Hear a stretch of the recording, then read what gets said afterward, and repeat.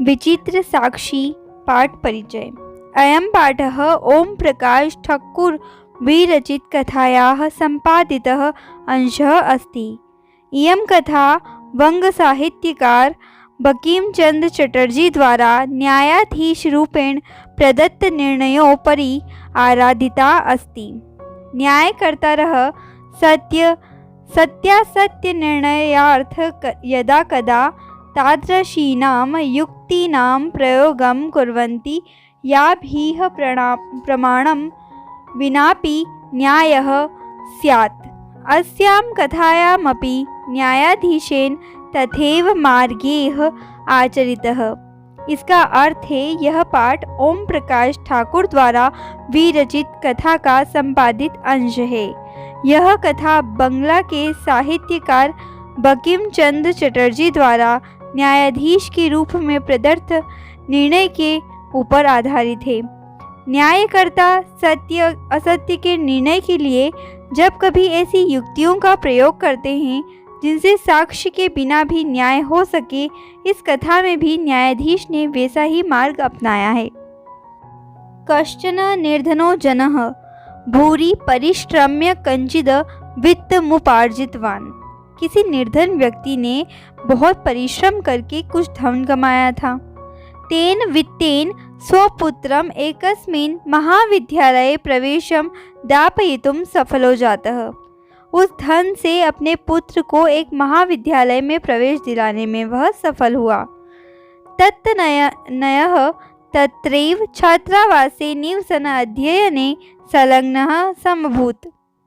वह पुत्र वहीं छात्रावास में रहते हुए अध्ययन करने लगा। एकदा स पिता तनुजस्य रुग्णतामाकर्ण्य व्याकुलो जातः पुत्रं द्रष्टुं च प्रस्थितः। एक बार वह पिता पुत्र की बीमारी को सुनकर व्याकुल हो गया और पुत्र को देखने के लिए चला गया। परमार्थकाश्चर्येण पीडितः स बसयानं विहाय पदातिरेव प्राचलत। परंतु धन के अभाव से परेशान वह बस को छोड़कर पैदल ही चला गया। पदाति क्रमेण संचलन सायं समये अप्यसो गंतव्याद दूरे आसीत्। पैदल चलता हुआ वह शाम को भी मंजिल से दूर था। निशांतकारे प्रसरते विजने प्रदेशे पदयात्रा न शुभावह। रात के फैले हुए अंधेरे में सुनसान इलाके में पैदल यात्रा ठीक नहीं है। एवं विचार्य स पार्श्व स्थिते ग्रामे यात्री निवासं कर्तुं किंचित् गृहस्थमुपागत करुणापरो ग्रही तस्मै आश्रयं प्रायच्छत। ऐसा विचार करके वह पास में स्थित गांव में रात्रि निवास करने के लिए किसी गृहस्थ के पास पहुंचा।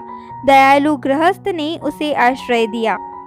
विचित्रा देवगतिः। भाग्य की बड़ी विचित्र लीला है।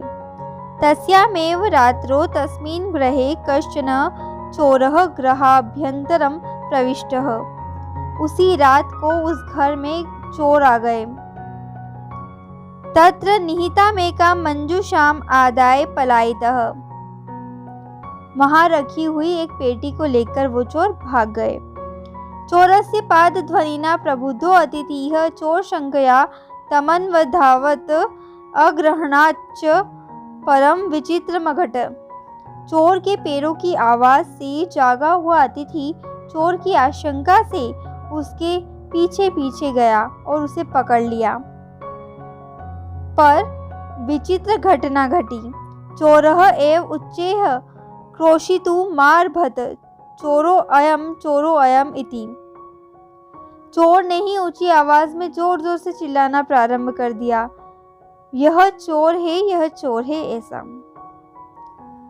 तस्य तारस्वरेण प्रबुद्धाः ग्रामवासिनः स्वगृहाद् निष्क्रम्य तत्रागच्छन् वराकमतिथिमेव च चोरं मत्वा अभर्त्यसैर्यन्। उसकी ऊंची आवाज से जागे हुए गांववासी अपने घरों से निकलकर वहां आए और बेचारे अतिथि को ही चोर मानकर भला बुरा कहा। यद्यपि ग्रामस्य आरक्षी एव चोर आसीत्, जबकि गांव का कोतवाल ही चोर था। तत्क्षणमेव रक्षापुरुषः तम अतिथिं चोरोऽयम् इति प्रख्याप्य कारागृहे प्राक्षिपतम्। उसी समय कोतवाल ने उस अतिथि को यह चोर है ऐसा सिद्ध करके कारागार में डाल दिया। अग्रिमे दिने स आरक्षी चौर्याभियोगे तम न्यायालयं नीतवान्। अगले दिन वह कोतवाल चोरी के आरोप में उसको न्यायालय ले गया। न्यायाधीशो बंकिमचन्द्रः उभाभ्यां पृथक् पृथक् विवरणं श्रुतवान्। न्यायाधीश बंकिमचंद्र ने दोनों से अलग अलग घटना सुनी। सर्ववृत्तं वगत्स स तम निर्दोषम् अमन्यत आरक्षिणं च दोषभाजनं किन्तु प्रमाणाभावात् स निर्णेतुं न शक्नोत्। ततोऽसौ तो अग्रिमे दिने उपस्थातुम् आदिष्टवान्। अन्यैर्ह्युः तो न्यायालये स्वस्वपक्षं पुनः स्थापितवन्तौ। तदैव कश्चिद् तत्रत्यः कर्मचारी समागत्य न्यवेदयत् यत् इतः क्रोशद्वयान्तराले कश्चिन् जनः केनापि हतः तस्य मृतशरीरं राजमार्गनिकषा वर्तते। आदिश्यतां किं करणीयमिति न्यायाधीशः आरक्षिणम् अभियुक्तं च तं शवं न्यायालये आनेतुमादिष्टवान्। सारी घटना को जानकर उन्होंने उस अतिथि को निर्दोष माना और कोतवाल को दोषी, परंतु साक्ष्य के अभाव में वह निर्णय नहीं कर सके। उसके बाद उन्होंने उन दोनों को दूसरे दिन उपस्थित होने का आदेश दिया। अगले दिन उन दोनों ने न्यायालय में अपना अपना पक्ष फिर से रखा। तभी वहां के किसी कर्मचारी ने आकर के निवेदन किया कि यहाँ से 2 कोस की दूरी पर कोई व्यक्ति किसी के द्वारा मार दिया गया है। उसका मृत शव सड़क के पास ही है। आज्ञा दीजिए, क्या करना है? ऐसा न्यायाधीश ने कोतवाल और आरोपी को उस शव को न्यायालय में लाने के लिए आदेश दिया। आदेशम प्राप्य उभो प्राचलताम। आज्ञा प्राप्त करके दोनों चले गए। तत्रोपेत्य काष्ठपतले निहितं पटाच्छादितं देहं स्कन्देन वहतो न्यायाधिकरणं प्रति प्रस्थितो। वहां पहुंचकर लकड़ी के तख्ते पर रखे गए कपड़े से ढके हुए शरीर को कंडे से धोते हुए न्यायालय की ओर चल दिए। आरक्षी सुपुष्ट देह आसीत, अभियुक्तश्च अतीव कृशकाय। कोतवाल तो हष्टपुष्ट शरीर वाला था, लेकिन आरोपी बहुत दुबले पतले शरीर वाला। भारवतः शवस्य स्कन्धेन वहनम तत्कृते दुष्करम आसितम। भारी शव को कंधे से ढोना उसके लिए बहुत कठिन था। स भारवेदनाया क्रदन्ति स्म। वह भार की पीड़ा से रो रहा था। तस्य कंदनम निशम्य मुदित आरक्षी तमुवाच, रे दुष्ट तस्मिन् दिने त्वया अहं चोरिताया मंजूषाया ग्रहणाद् वारितः। उसका रोना सुनकर प्रसन्न कोतवाल उससे बोला, अरे दुष्ट, उस दिन तुम्हारे द्वारा मैं चोरी की गई पेटी ले जाने से रोका गया था। अस्मिन् चौर्याभियोगे त्वं वर्षत्रयस्य कारादण्डं लपस्यते इति प्रोच्य उच्चैः अहसत।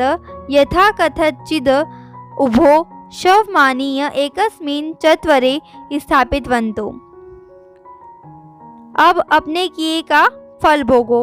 इस चोरी के आरोप में तुम 3 साल के कारागार की सजा पाओगे। ऐसा कहकर जोर से हंसा। किसी प्रकार दोनों ने शव को लाकर एक चौराहे पर रख दिया। न्यायाधीशेन पुनस्तो घटनायाः विषये वक्तुमादिष्टो। न्यायाधीश ने फिर से उन दोनों को घटना के विषय में बताने के लिए आदेश दिया। आरक्षिणी निज पक्षम प्रस्तुतवती। आश्चर्यमघट स शवः प्रावारकं पर्याय न्यायाधीशमभिवाद्य निवेदितवान् मान्यवर एतेन आरक्षिणा अध्वनि यदुक्तं तद् वर्णयामि त्वया अहं चोरितायाः मंजूषायाः ग्रहणात् वारितः अतः निजकृत्यस्य फलं भुङ्क्ष्व। कोतवाल के द्वारा अपना पक्ष रखे जाने पर एक अद्भुत घटना घटी। उस शव ने ऊपर ओढ़ा हुआ कपड़ा हटाकर न्यायाधीश को प्रणाम करके निवेदन किया, हे मान्यवर, इस कोतवाल के द्वारा रास्ते में जो कहा गया वह बताता हूँ।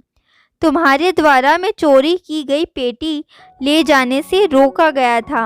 अब अपने किए का फल भोगो। इस चोरी के आरोप में तुम 3 साल के कारागार की सजा पाओगे। ऐसा न्यायाधीशः आरक्षेण कारादण्डमादिश्य तं जनः ससम्मानं मुक्तवान्। न्यायाधीश ने कोतवाल को कारागार का दंड देकर उस व्यक्ति को सम्मान के साथ छोड़ दिया। इसीलिए कहा जाता है, अतः एव वोच्यते दुष्कारण्यपि कर्माणि मतिवेभशालिनः नीतिं युक्तिं समालभ्य लीलयेव प्रकुर्वते। बुद्धि संपन्न व्यक्ति कठिन कार्यों का भी नीति और युक्ति का सहारा लेकर खेल खेल में ही समाधान कर देते हैं। इस पाठ के एक पदेन उत्तर देख लेते हैं। कीदृशे प्रदेशे पदयात्रा न सुखावह। कैसे स्थान पर पैदल यात्रा ठीक नहीं है। विजने यानी सुनसान। अतिथिः केन प्रबुद्धः। अतिथि किससे जागा। पाद ध्वनिना पैर की आवाज से। कृषिकायः कः आसीत्। कमजोर शरीर वाला कौन था। अभियुक्तः यानी आरोपी। न्यायाधीशः कस्मै कारागार दंडम आदिष्टवान। न्यायाधीश ने किसको कारागार के दंड का आदेश दिया। आरक्षिणी कोतवाल को। कम निकषा मृत शरीरम आसित। किसके पास मृत शरीर था। राजमार्गम यानी सड़क के।